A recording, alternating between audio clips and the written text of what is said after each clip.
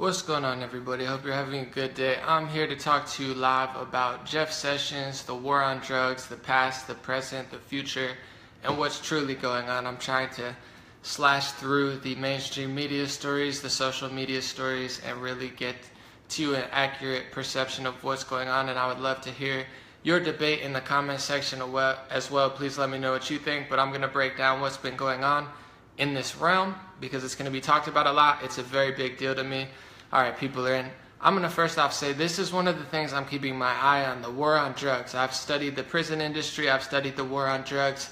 I think it's been incredibly counterproductive, and I don't want to see Donald Trump go the same path that Reagan went as far as ramping up the war on drugs. And two things happened recently. One is being very underreported, and I'm going to start with that because it happened first. Donald Trump slashed the Drug Control Office. He slashed the budget like 95%, which would mean over $300 million saved in 2018, and that's money that is spent on a few different things, and one of the biggest things is drug trafficking. It's part of the war on drugs. He's basically slashing a huge part of the budget of the war on drugs, so to me, that might be possibly good. Now on to the Jeff Sessions stuff, where he has recently overturned an Obama-era thing that gave people a little more leeway for nonviolent drug offenders, for them not to go to jail. And Jeff Sessions, basically his initiative is he's pushing it out. He's saying, I want there to be maximum punishment for drug offenders. That's his initiative. And it's not clear right now what he means exactly by it. If he means, very serious crimes like kilos of marijuana, cocaine, heroin, or if he's talking about a few grams of marijuana, saying a few grams of cocaine, or even minor usage of other heavier drugs. And I have to say this about the war on drugs. I can't tell in what direction Jeff Sessions is going, but you can't fight drugs the way they're trying to fight it. And I know Jeff Sessions has previously stated what he thinks of marijuana. He doesn't think very highly of marijuana. He considers it a dumb, dangerous drug. And you have to understand this, Jeff Sessions and people that really want to crack down on drugs. We definitely have to keep the streets safe. We need them to be safer. We need the trust restored to the police. The police need to trust the people need to trust the police. We need to stop fighting with the police. But to crack down on marijuana and other nonviolent drugs, if it's not large quantities, it's not going to restore the peace. It's not going to restore the trust. It's not going to help, because marijuana, while I do think marijuana should be talked about, I think marijuana smokers, people who smoke weed, they just are like, weed is great, weed is perfect. I think we should analyze it honestly. I don't think it's a perfect drug, but it's not that bad. The biggest drug that kills United States citizens are opioids. It's medicine that we get from the doctors. It's, Xanax, it's, all of these things. We're feeding our kids Adderall, which is like synthesized cocaine. So these are the drugs that are killing the most people. It's pharmacy drugs given by your doctor. We get sold commercials. Every commercial is an opioid commercial. You're sick, take this pill, pill, pill, pill, pill, pill. United States citizens consume way more pharmacy pills than anywhere else in the world by far. We have more deaths by far, and we also have more people in prison. So the way they're going about the war on drugs, the past, the present, and what looks like the future, it's just totally wrong, because we have to identify what the true problem is. Alcohol kills way more people than marijuana will ever kill. So if you start trying to classify marijuana in these things, and you try to crack down, I understand if it's a gang member, if they're selling kilos of cocaine, if it's a huge, situation where there's a lot of guns and gangs involved, that's one thing. But we can't have someone, and I'm not saying that he's going to do this. I can't predict what Jeff Sessions is going to do, but he said multiple times, you really have to get your ideology straight, because marijuana is not that dangerous, and it's becoming legal in areas. And while I think people may abuse it, it's a drug that you shouldn't abuse and whatnot, it's not really harming people. It's not going to ramp up like vehicle deaths. It's not going to kill more people. People probably drive slower and more cautious when they're high. It's not going to cause massive amounts of taking too many like pharmacy pills do, and even alcohol destroys your liver. We don't need to crack that hard down on it, and we need to get smarter with the way we go on the war on drugs. Because here's my big hypocrisy of the war on drugs is we get mad at people in the streets for shooting guns, joining gangs, selling weapons, selling drugs, doing drugs. That's what we get mad at our streets for doing. But what are our leaders doing overseas? What is our government doing overseas? What are the intelligence communities doing overseas? They're selling weapons, they're shooting weapons, they're selling drugs. In Afghanistan, I believe one of the main exports is opium, and the United States controls a lot of opium fields. There's been many reports in the 70s that the CIA brought cocaine from Colombia, from South America, into California, and sold it to people like Rick Ross, the real original Rick Ross. Look him up. Very interesting story. He was one of the biggest drug dealers of the 1900s, and he went to jail. He taught himself how to read in jail and got off on a loophole because they were selling him cocaine. So we have to attack the root of the issue, and I think a lot of times, or all the time in American history, we point the finger at our people in the streets. And I'm all up for that, because I don't think people on our streets, in our cities, in towns, country, wherever you live, I don't think people should be committing crimes, selling mass amounts of drugs, killing each other. We need to keep the streets safe, but we're very hypocritical because we do that to our citizens. You don't do that. You can't do that. But overseas, that's exactly what they're doing on a whole bigger scale, making more money doing it, protecting fields of worse drugs. And you have our doctors, literally our doctors giving kids Adderall. It's like synthesized cocaine that lasts 6 hours. And you have, well, you can't smoke marijuana, but you could drink alcohol with Peyton Manning, and you can, take a bunch of pills because we're going to tell you you have this disease and this and that. Every single commercial, every single internet ad now is a pill ad. You watch comedy at night, pill ad, pill ad, pill ad. They try to make you feel like you're sick of some sort. And pills should be the last resort. We should try to feed people healthy water, fruits and vegetables and whatnot, and try to prevent sickness instead of just having an unhealthy lifestyle, feeding ourselves pills.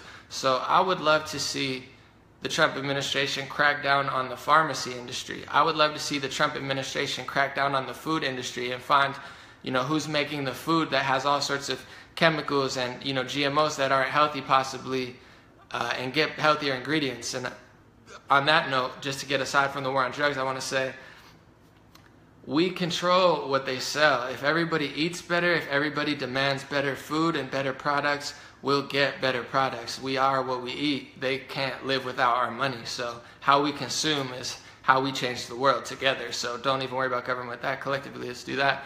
But back to drugs, we just have to get smarter on how we deal with them, because nobody's going to respect a government that kills hundreds of thousands of people via pharmacy pills every year and then tries to act like a couple grams of marijuana is the end of the world and you're stupid if you smoke weed. And I'm not jumping gung-ho on the bandwagon. I'm not saying the war on drugs has started yet. I'm simply saying we need to be cautious, because another thing I noticed when a few people had sent me via messages is that during the Trump administration, right at the end of Obama's administration, he tried to end private prisons, and he was trying to bring an end to private prisons, and Trump instantly said, nah, we're going with private prisons, privatized prisons, which means a business runs the prison and a business makes money off the prisoners. And since Trump has been in office, the stocks of the privatized prisons are way up.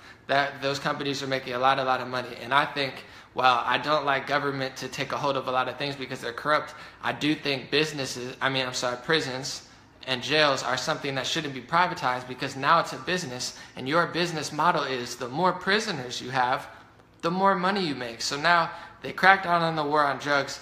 You have private prison stocks booming. You literally have people creating the laws, cracking down on people in the streets, in the countryside, in the suburbs, on wherever, all over America.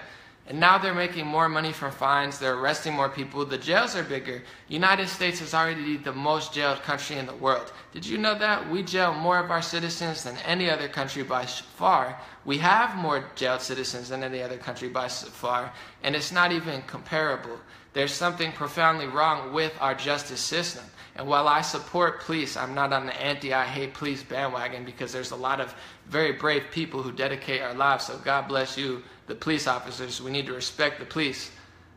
But there's something profoundly wrong with the justice system, and this is causing an unbalance and a mistrust. I would love to see the American people trust the police again, and I think a way you do that is with a leader, with an attorney general who cracks down hard.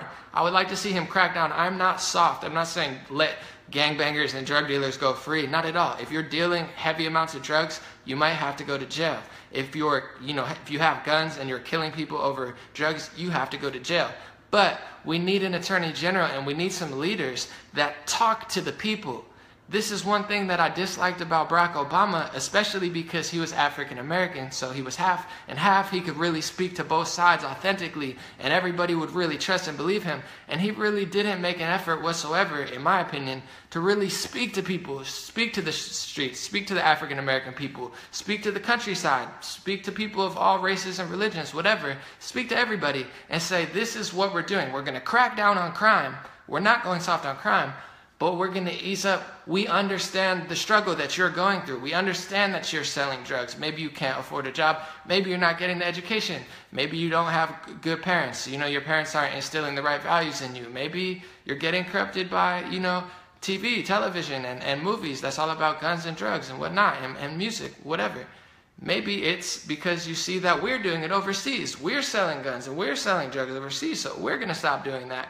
We're going to cut down and you're going to cut down. We need real leaders who really speak to people when it comes to this stuff, because I'm sorry, but this strategy of, we're going to crack down, we're going to crack down, we're going to crack down, but we're not going to have a conversation, we're not going to communicate with you, it's not healthy, it's not going to help anything, it's not going to lower crime, it's just going to make everything worse. We're going to spend more money, we're going to lock people up, and our streets aren't going to be safer. And while I think we need to switch strategies of some sort, because what we're doing right now is not working, you have certain cities that are getting worse after 10 plus years of getting better, and you have a lot of cities that are getting better, but we have too much crime. I believe approximately 15,000 people, you could check me on it, but 15,000 people die per year from a gun deaths. That's too many, 15,000 people. You got people killing each other over road rage and whatnot, and I'm all for the Second Amendment. I'm not here to take your guns away. I think the fact that people have guns are stopping a lot of tyranny in the government. I think if the whole United States didn't have guns, that the government would be a lot more quick to do something crazy. But that's why there's real freedom in America, in my opinion. So I'm not trying to take that away, but we need a better understanding. We need to get along better with each other. We need to not want to kill each other over a road rage incident. We need to not want to kill each other because we're having a bad day. We need to not be selling so many drugs and trying to kill each other over that. We need to be the solution, We don't have to rely on government and police as well, but also I would love to see the police and the government have a conversation with people. Like, just have a real conversation. Like, we understand you're in poverty. We understand jobs are going away. We understand that the welfare system is broken, and in a lot of cities, they give you money, just enough money to be on welfare, so you want to be on it if you're, down and out. But if you make enough money at a certain part, then they cut the welfare. So it's a system that keeps you on it, because as soon as you break off it, they're like, oh, you're making money, you have a job now. Well, now you can't afford a car, now you can't afford your rent because we're taking you off this program. We need to find out a better system all the way around, so we can really crack down on drugs, because I think saying we're getting stiffer on drugs without having this conversation is not good. Once we have this conversation, once we have a real leader in office that can speak to everybody and say, listen, I'm not coming after you if you have a couple grams of weed. I'm not going to try to end we don't need people just giving people fines. We don't need, a system that just, keeps people broke. And I'm not saying that we don't need to obey the law. We absolutely need to, but we need our police officers to be part of the community, and we need to embrace them in our communities. They need to walk down the street, and people need to feel safe. People of all races, all religions, and all ethnicities need to feel safe when a police officer is walking. We don't want people that feel unsafe when they see a police officer. We don't want people worried. We need the trust back in them, so they have a safer job, because a lot of police have been getting targeted recently, and it's not right. And so people in the streets can be safe, because a lot of times they get targeted because they might look like somebody else that the police are looking for. And there's just a whole disconnect now. And we can see it because a lot of people are mad at cops. Cops are trying to say, listen, you have to respect us. And we do absolutely need to respect them. But we need an attorney general. We need it. Who can speak to all sides, who can speak to the people who want the drug crackdown. And I think we should have a drug crackdown of some sort, but we need to separate which drugs are we going for, because we can't just crack down on small nonviolent offenses without addressing the real problem, the root of the problem, because it's never going to go away. until we address the root of it. So these are my thoughts. Much love. Like I said, I don't know exactly where this is going. It's very unclear. I've done a lot of research on it. It's not determined. I'm not going to freak out. I'm not mad. I'm not jumping off ship and saying all these things. I'm simply saying the war on drugs has been a failure thus far, and the way to really beat the war on drugs is to attack the drugs that are killing people, like the pharmacy drugs, and to stop grouping in marijuana. I believe last year they took a part of marijuana that isn't hallucinogenic. It's literally only medicinal.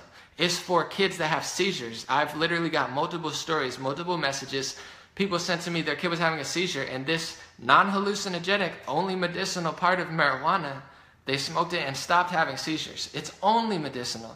They classified it in the same category as heroin. Something that's medicinal. It's a plant. That's what a lot of other cultures do. They drink plants. They drink teas. They heal themselves naturally before they turn to pills and turn to Western medicine. And I'm not talking down on Western medicine, but we need to be smart about how we're classifying our drugs before we start cracking down. We need to get all our ducks in a row, get the people's trust in line, tell you if you're doing bad things, you're going to go to jail. If you're a good person, we're not going to mess with you. And let's keep the peace. Those are my thoughts on that. Let me know yours. Much love. Have a good weekend.